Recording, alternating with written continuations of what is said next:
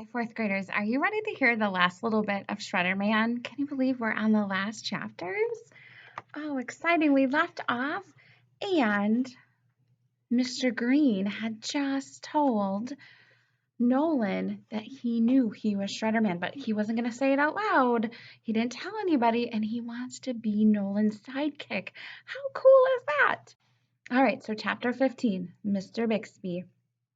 After lunch, it was like my conversation with Mr. Green had never happened.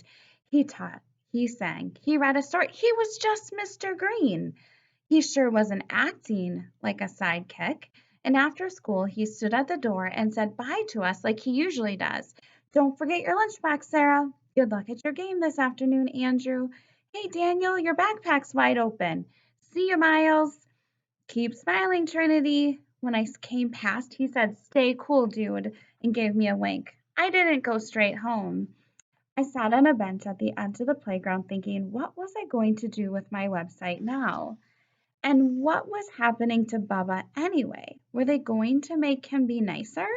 Could they do that?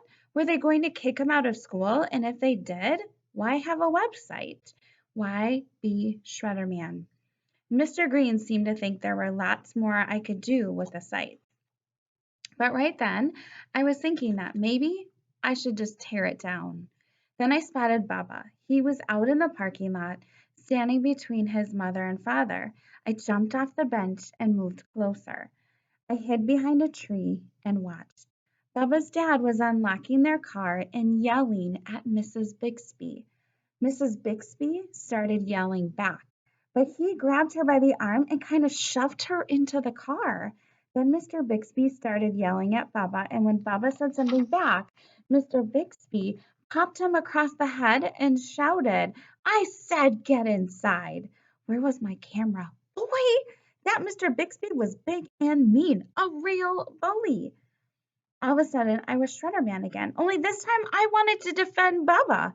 How could his father be so mean? There was nothing I could do, though. Not now, anyway. They were driving away already, and as I watched their car peel out of the parking lot, I thought that maybe Baba Bixby wasn't born big and mean, full of teeth and ready to bite.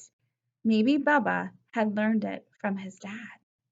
I wandered home thinking about Bubba's dad, about my dad. What a difference!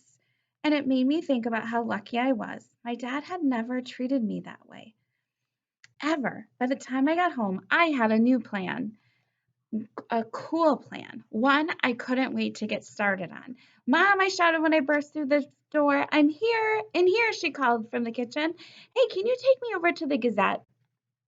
The Gazette? Why? I want to see Dad right away. She stopped smearing peanut butter in a celery stick. Is everything all right? I took the celery stick. Everything's great. I chomped through peanut butter and said, I want to talk to him about my project. You do? Uh-huh. Can we go? She dropped everything, grabbed her purse, and off we went. And when we got to Dad's cubicle at the Gazette, Mom leaned around the corner and said, surprise! Eve, said Dad, standing up, and then he noticed me. Nolan! Hi, Dad. Hey, I'm glad you caught me. I actually just got in from an assignment. Mr. Zilch had me chasing down some Stephen, my mom laughed. Don't you want to know why we're here? Of course, he looked at me. You look like you have big news. I shrugged. Well, no, I just changed my mind about your. I could tell he was hoping it was about my project, but he didn't want to risk it. Risk guessing. I nodded. About my project. Well, he said, a smile stretching across his face. He glanced at my mom, but she shook her head and said, I had nothing to do with this, Stephen, I promise. He came home from school wanting to see you. So, my dad said, smiling at me, am I calling the mayor, Mr. Zilch? Sarge? I shook my head. I want to do my project on someone better than them. Shh! Dad, looking around for Mr. Zilch. Who do you have in mind?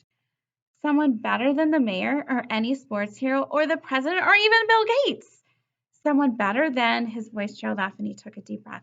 Nolan, when I said I could get you in touch with people, I meant in this community. I didn't mean the president and I didn't mean Bill Gates. Dad, I said, grinning, someone better than them. His eyes shifted from me to my mom and back again. I laughed. I want to do my project on you. He stared at me. He stared some more. Then his chin started quivering. On me? I nodded. Dad, he gave me a hug, even picked me off the floor a little.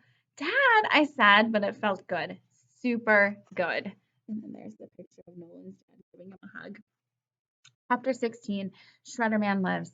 When Bubba came back to school, he was meaner than ever. He called us names, he shoved, he yelled. He hadn't changed a bit. What had changed was everyone else. My name's not stupid, Alvin. It's Rodney. Hey, Alvin, the back of the line's over there. Quit trying to cut.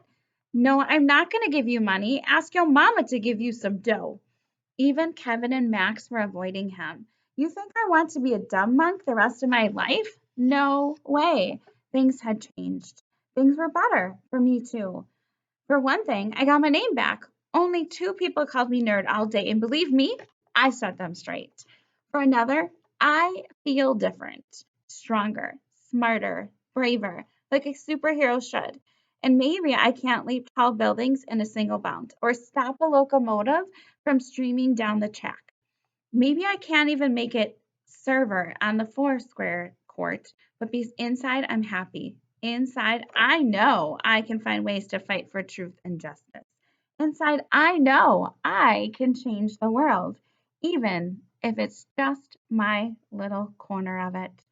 Inside, Shredder Man lives. And that is the end of our book. Did you know Shredder Man lives in inside of each of you? Yes, you guys can fight for truth and justice. You can make the world a better place by being you and continuing to find the good in others and in yourself. I hope you enjoyed Shredder Man. Can't wait to start our next book with you, 4th graders.